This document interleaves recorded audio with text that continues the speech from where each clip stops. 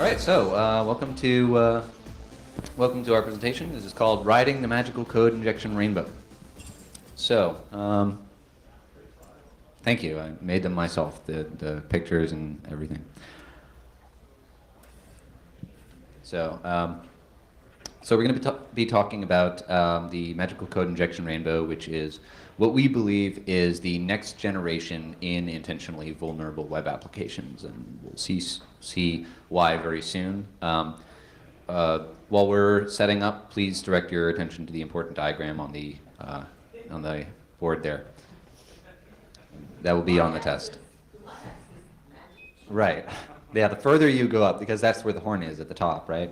And that's the focus of both the magic and the awesome, is like right at the tip of the horn, which is why the horn makes a unicorn so much more magical than just a regular horse. So, and taller. Yeah, giraffes also have a lot of magic right around their thing. That's why the black tongue, right? Giraffes have black tongues. Yeah, just reach on up there. I'm gonna eat some leaves with my black tongue. Hey, all right, slides. Okay, so who are we?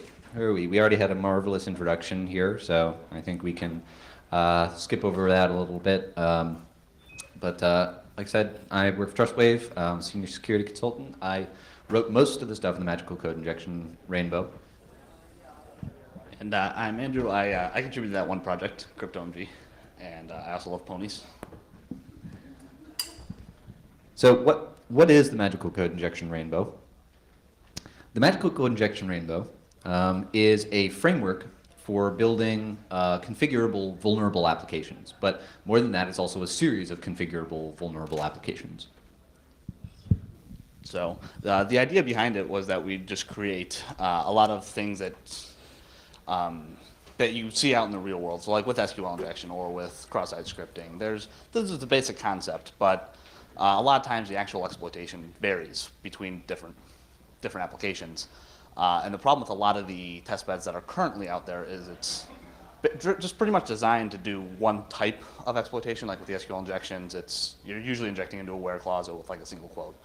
It's not going to know how to handle things like blacklisting, or if you're injecting into like a delete statement, or if you're injecting with double quotes or things like that. So we wanted to create some sort of testing bed that allows you to configure these things and allows you to configure it for different scenarios, and give you the ability to test for things that even we didn't even consider, and being able to add different parameters. You can turn off things like error verbosity. So a lot of applications don't really have verbose errors. You don't necessarily know what's going on in the back end, or that the thing is vulnerable right away. And so this allows you to go ahead and test and know that it's vulnerable, and see what you can sort of do to prove that it's vulnerable. So there had to be a reason for us to make this, right? Not just so that we could, actually have a project to go with these amazing names. So there's already a lot of vulnerable applications out there. There's plenty, I'm sure all of you have your favorites, and hopefully by the time you walk away, the Magical Code Injection Rainbow will be your favorite. Maybe if I ask really nice.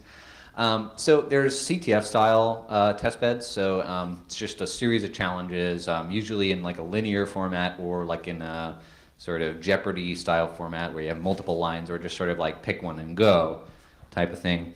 And the idea is just to get through all of them. And that sort of, you learn something from each challenge, but it's something, some highly specific scenario usually. One of my favorite CTF challenges, which is hella contrived but still awesome, is that you have to write 2 brainfuck programs which output 2 different specific strings, and which both have the same MD5 hash. And this is awesomely hard and rewarding, but it's also a pain in the ass, because writing anything in brainfuck is just terrible.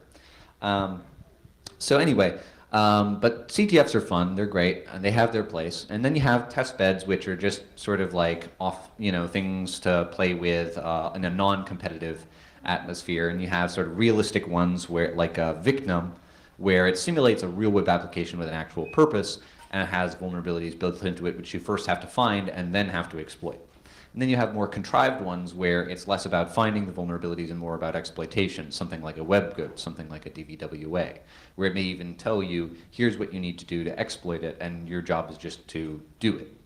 So we chose to make MCIR in sort of the contrived version where you're just presented with an idea of what you're going after and you just have to figure out how to do it. But there are lots of these out there. There are more than 50 just for web applications alone. I think there was a presentation about a new one of these called RailsGoat, or maybe it's not new, but one of them for attacking Ruby on Rails. So there's an example right there. And then there are unintentionally vulnerable, real-world applications where somebody just made a dumb mistake and opened up the floodgates, right? There's more of these than I can count. There's a lot of them. So, some of the limitations that a lot of those test beds that are out there have, or even the potentially vulnerable web apps, is just the lack of configurability. Like I said, there's a lot of times they give you a verbose output. They'll give you a stack trace. That's true in a lot of real-world applications, but it's also true in a lot or it's also not true. And so this sort of gives you the opportunity to sort of figure out what to do if you're not provided with the answer in the response. It's usually just a very simple manifestation within the application. Like I said, with the cross-site scripting, DVWA, for example, it's just, you're just putting a simple script tag into an input field, or you're just injecting into the where clause, or 1 = 1. A lot of times that works, a lot of times that doesn't. What happens if you run into a more complicated SQL injection, or a more complicated cross-site scripting attack that's using like blacklisting, or filtering of some kinds, things like that. And so this sort of really provides the opportunity to branch out and exploit scenarios that are common, but not necessarily brought about in a lot of the other vulnerable test beds that are out there. And sometimes there's just no way to debug your attack. And with with SQLOL, it's just a simple parameter. Like, okay, I'm not exactly sure what it's doing. I'm not exactly sure why this is working. You can go ahead and flip a flag and see the debug output and see exactly what's going on and where you're making your mistakes. So it gives you a real opportunity to practice and to learn as you're going on. And a lot of these applications are only designed to teach you what the person writing them knows. Whereas with these, since they are configurable, you can go ahead and set in options and set in certain circumstances that we didn't even account for. One of my favorite examples is I had a friend who was actually going through the SQLOL challenges, and one of the last challenges is to use SQL injection to leverage a cross-site scripting attack. Now, the idea behind it was that it was just supposed to be a reflected cross-site scripting. He misread it and tried to do a persistent cross-site script and ended up going through and creating, I don't even fully understand how he did it, but he ended up creating a trigger to where every time the database was accessed, it would inject a cross-site scripting payload into one of the tables, and it would then show out within the application. And that's something I didn't even know you could do, that he was able to figure out because of this framework. So I'd like to interject, and if you didn't understand why these things exist, I think maybe a Shakespearean sonnet will help you. So luckily I have one prepared. I humbly posit that the current state, with much respect to work which does proceed, of testbeds made with vulns to demonstrate, is lacking some in flexibility. Two options are presented present day, as far as one deals with SQL: a blind injection, bool or time delay, and union statement hacks. Oh gee, how swell. Imagine we could change how queries read, and how our input sanitizes. Oh, how nimble and specific we could be to recreate our exploit scenarios. And thus is SQLOL conceived, that we might study how to pwn DBs. Thank you. I can thank an entire bottle of red wine in one night for that. So, what's actually in the magical code injection rainbow? So we have a bunch of test beds already. We have SQLOL for SQL injection, XSSMH for cross-site scripting, CryptoMG for crypto flaws, XMLMAO for XPath and XML injection, ShellOL for shell injection, and there's actually one that we didn't make that somebody just sort of released without telling us, and then we found later, called Mime Me Gusta, which is like a content sniffing test bed. I haven't even gotten a chance to play with it yet, but I'm thrilled that somebody else is sort of doing this same sort of thing, and they gave credit, and they were like, greets to people who made SQL and all that stuff. So it's heartwarming. But we've learned a lot in the process of making these test beds and working with them. So I'd like to share we'd like to share some of the really cool stuff that we've figured out or discovered or got to put to use with these test beds. So that first payload there is actually pretty much equivalent to tick or 1 equals 1. And that's sort of a little hard to see, but this is amazing. And let me just show you this in SQL lol here. So well, let me describe how this payload works in the meantime. I'm gonna. Does everybody have a picture of this, or does anybody need more time to look at this? Okay. Yeah. Right. Okay. All right. So I'm gonna write down just a simple SQL query, like you've seen a million times before. So select. We'll just simplify it. User from users where username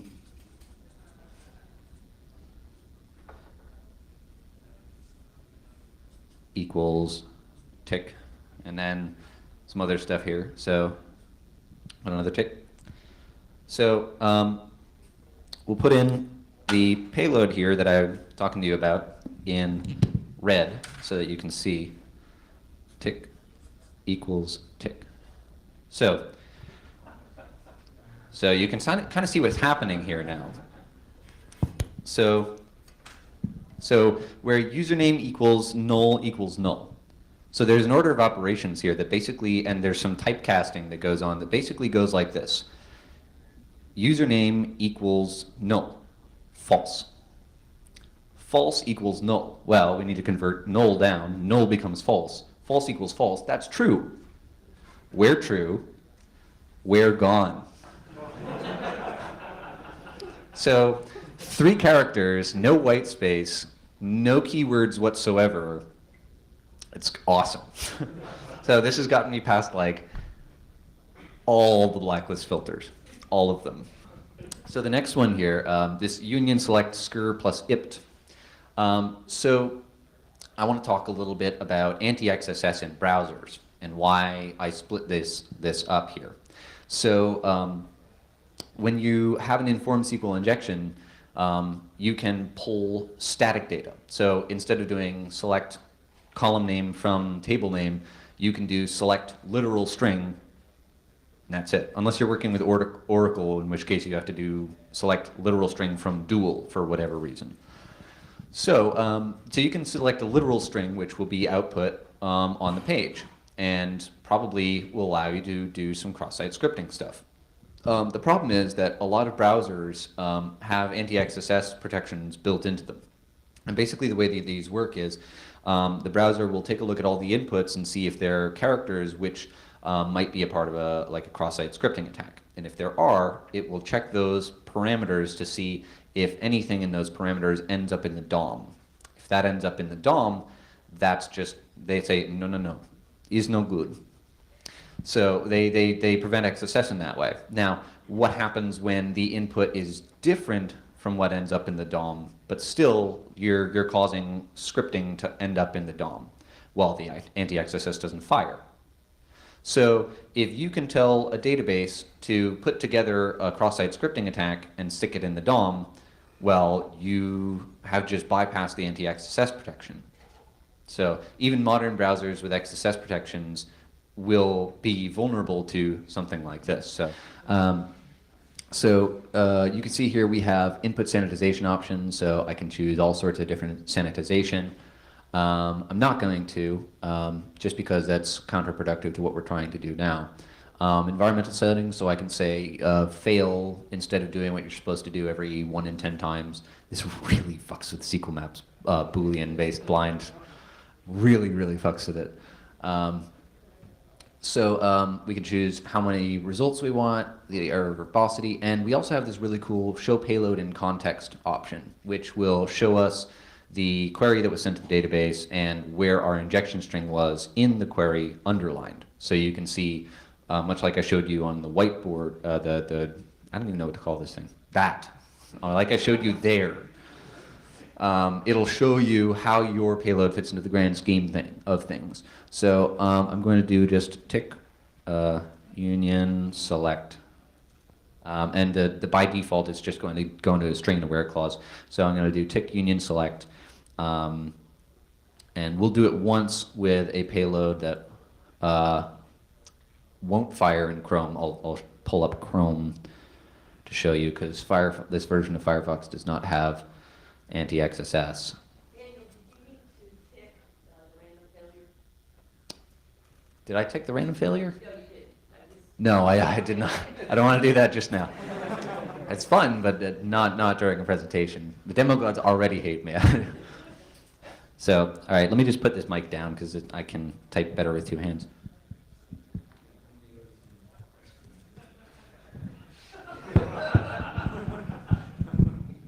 Thank you.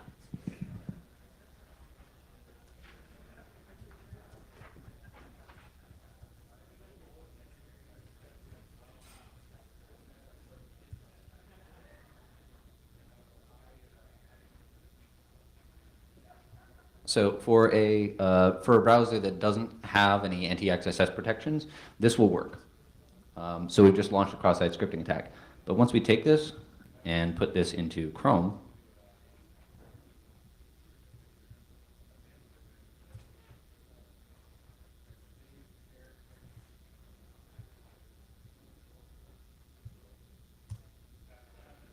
no love. So let's change this a little bit. And we can see our payload in here, and we can see how the cross-site scripting is not shown because I need to fix that potentially. So what we're going to do here is use the concat statement, because we're working with MySQL, to split the string up and then concatenate it back together, and we'll see that Chrome's anti-XSS protection does not work when we do that.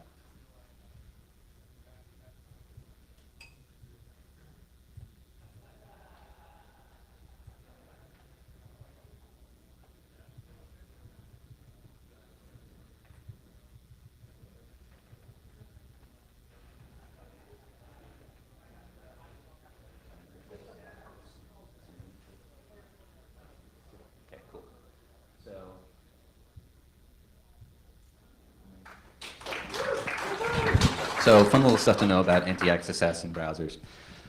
So let's get back to the presentation, and we'll see if it works. Oh, good.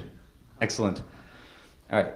So as far as XMLMAO, so XPath injection is a fun little beast, and I got to play with this at the Knoll CTF last year. And I liked it so much that I made a test bed for playing with XPath injection and XML injection. And I found out that since libxml is written in C or it's in native code, when you give it an XPath query that has a null byte in it, it truncates that at the null byte. And so if you're injecting into an XPath query, you can gain a wider range of nodes by sticking a null byte in there. So that's fun. And also, if you look at an XPath query, it's just like slash top level node slash next level node down, et cetera, et cetera. You can actually traverse up the node tree using the same path traversal characters you would use with a file system, so just dot dot slash. So you can traverse up the XPath tree and get access to a wider range of nodes. Interesting. So didn't know you could do that before, and now I do. Also, I learned XPath injection for the most part thanks to this test bed. So that's fun. And then with XML injection, I figured out a way to recover the structure of the XML document using verbose error messages. And I think I'll show you that one. And I also found a way to do out-of-band XML external entity attacks that retrieve files for you. So fun stuff there. So let's pull up XMLMAO. And we'll go into XML injection. And let's see, do node value here. So we'll also show the payload in context so we can see where we are in the XML. So we inject here. That's embarrassing. All right, so here's our XML document. And we're injecting here into the I love Pi node. So our injection string will be end foo. So when we inject this, we're going to get a metric butt ton of errors, as you can see. But you can see what happened here. We opened up an I love Pi tag and then closed a foo tag, and we didn't open up, so we have a mismatch. And the parser will actually tell us, hey, opening and ending tag mismatch, I love Pi and foo. So even though we probably can't see the structure of this XML document normally, we now know that we are in an I love Pi node. Interesting. So what we can do now is close out I love Pi, and then close out foo, which will cause another opening and ending tag mismatch error, and tell us, hey, you've got a mismatch between hooray and foo. So I say, okay. Well, first I'd like to close out hooray. Or shit, is it? It's going to be the other direction? Yeah, it's going to be the other direction. So I close out I love Pi. I close out hooray. Then I close out foo. And I can keep going like this, and anything upwards of me in the hierarchy of the XML document, and generally, this is going to give us an idea of the entire structure, or at least a part of it. So again, opening tag mismatch, XML file, and foo. And then when I close that XML file, it's going to tell me, hey, you've got stuff after the end of the document. So I know XML file is the very top of the document, right?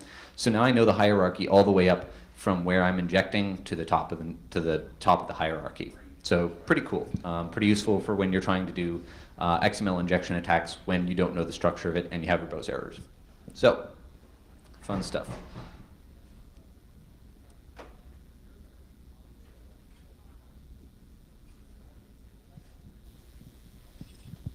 All right, and so for CryptoMG, it's more of a testbed for cryptography flaws.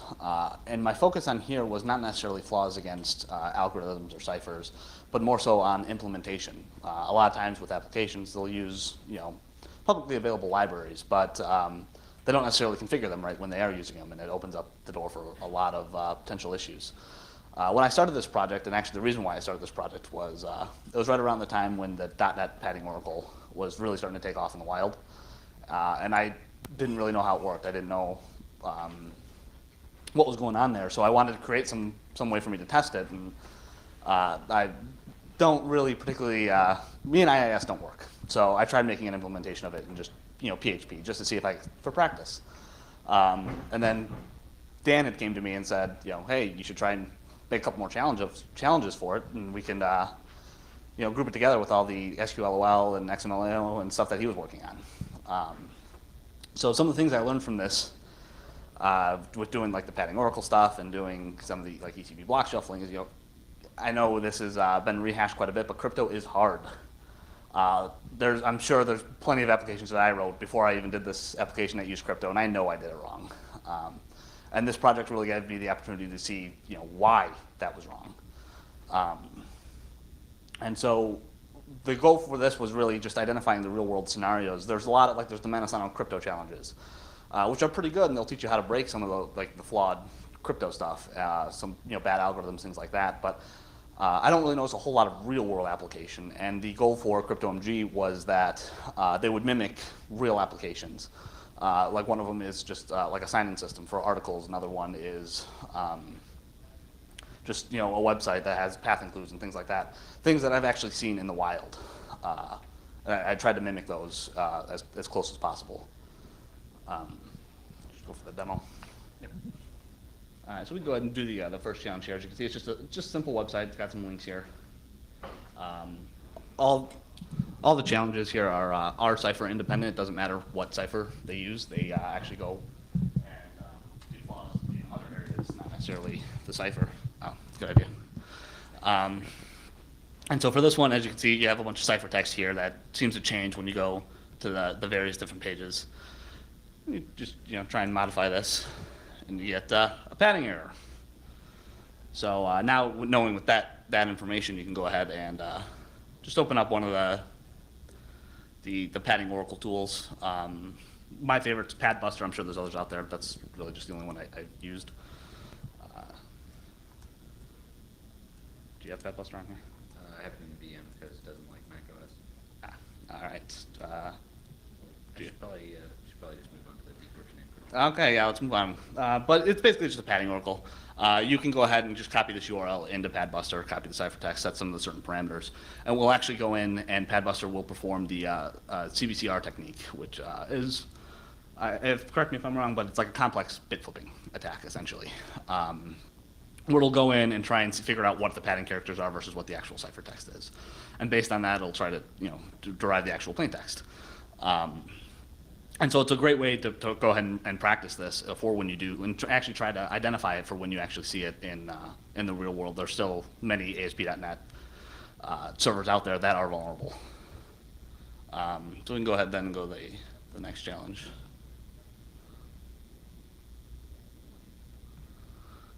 So for challenge 2, this is just a simple login system here. You log in, it'll just redirect you to the application. You go ahead and you click on some articles, read some articles here, and as you can see, there is some more ciphertext here. So, but with this one is a little bit of a different vulnerability. As you can see, modifying the ciphertext doesn't give you anything useful. Here, what's happening is it's what's called an encryption-decryption oracle. And by that, I mean the application will actually encrypt text for you or decrypt text for you if you can manipulate it in the right way. So let's get a little bit of burp here. Is this going through burp or? Yeah, it's going through burp. Cool. So you can't really see it unless you drag it over to the other desktop thumb. Just drag it over and hit the maximize button. It should fill up the screen. Okay. So just for the sake of time here, we'll go ahead and log out of the application. And I've gone ahead and copied that URL with the article in there that you have to be authenticated to see. Go ahead and throw that through burp.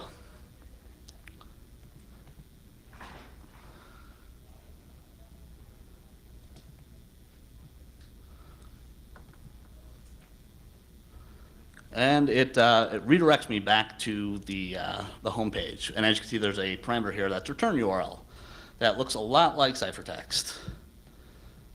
So go ahead and forward that. We can go ahead and log in again.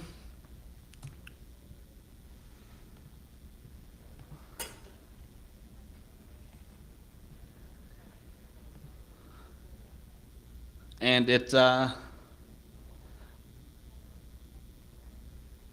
200.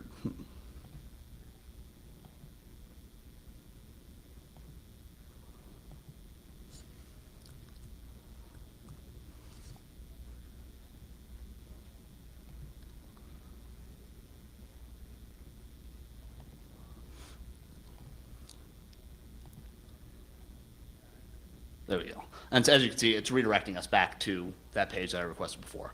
And so what it's doing here is that when you access a piece of the application that's unauthenticated, it will redirect you back to the login screen, force you to log in. In that ciphertext, it's storing that URL that you tried to access that was authenticated. And then it's just redirecting you back. So what we can do here is then figure out instead what's in this ciphertext. Since we have our decryption oracle, we know that something is going to be decrypted. We can go ahead and log out here.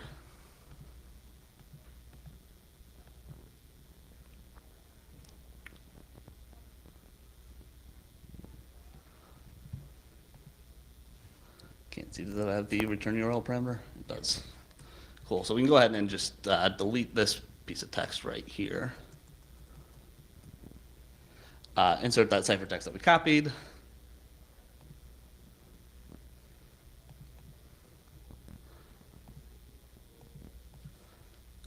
Log in again.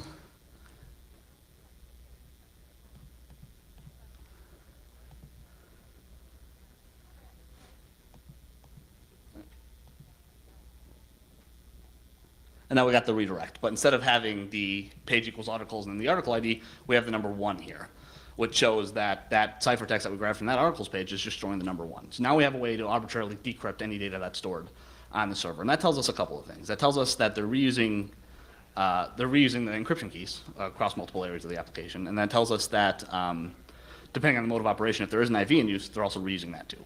And so now we can sort of arbitrarily decrypt data. Now we just need to figure out a way to encrypt data. Considering the fact that we're being redirected to various portions of the site, when we access something that's unauthenticated, we can try and I guess do the same thing, but see if we can modify this data that we are seeing. So instead of page equals articles, we could try page equals cryptomg. Go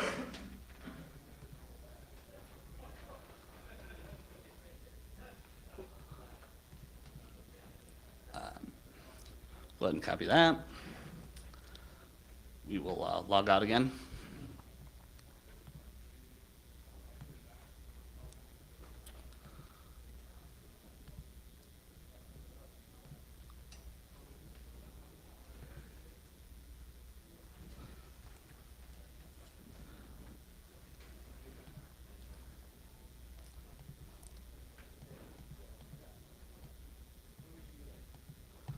So we try and visit this page, intercept the response, and we have this return URL now. That looks a little bit different than what we started out with.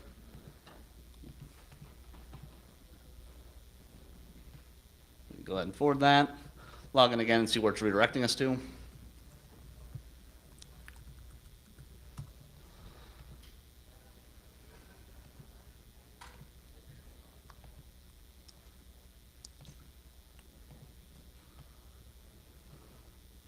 And it's redirecting us back to cryptomg. So now we can encrypt and decrypt arbitrary data. And one of the biggest things I've seen when exploiting crypto flaws is that a lot of these developers, they expect crypto to be their cure-all for their application. So they tend to not filter input anywhere else. Or they tend not to encode or whitelist. They expect that data to be trusted. So what we can do here then is put in something like an SQL statement. So we can do, let's say, try unions select from users.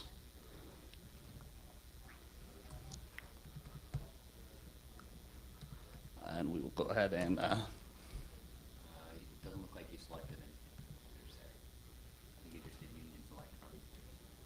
Oh, whoops.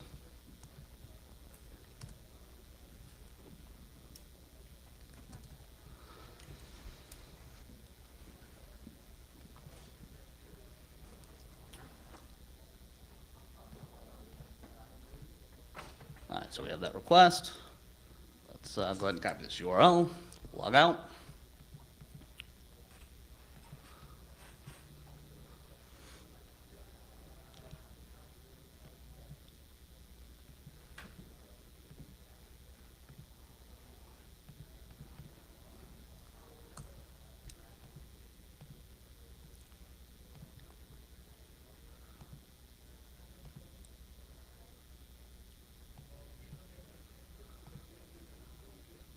And here's our new ciphertext. So now we have that. We can go ahead and go in.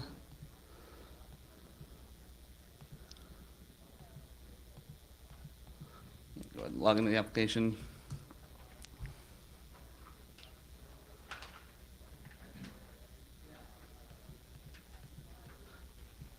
And go go into articles, and then we can actually click on article ID and replace this with our SQL injection string, or with our encrypted SQL injection string. Table cryptomg users doesn't exist, so now we know we have SQL injection.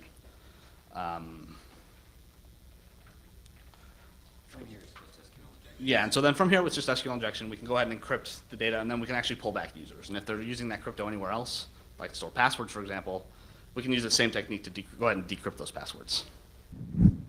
So ShellOL is our shell injection testbed. And one of the cool things we learned about is alternate white spaces. So most command line, most shells will actually take various different white space as sort of parameter separators. So one really interesting one on Windows is comma. So if you don't have the ability to put in any white space and you're doing shell injection on Windows, you can use commas instead of white space. So the command, for instance, type space file.txt is equivalent to type comma file.txt. So funny stuff there. But you can use, for instance, non-breaking spaces or tabs to get around a limitation of no spaces. And same goes for SQL, actually.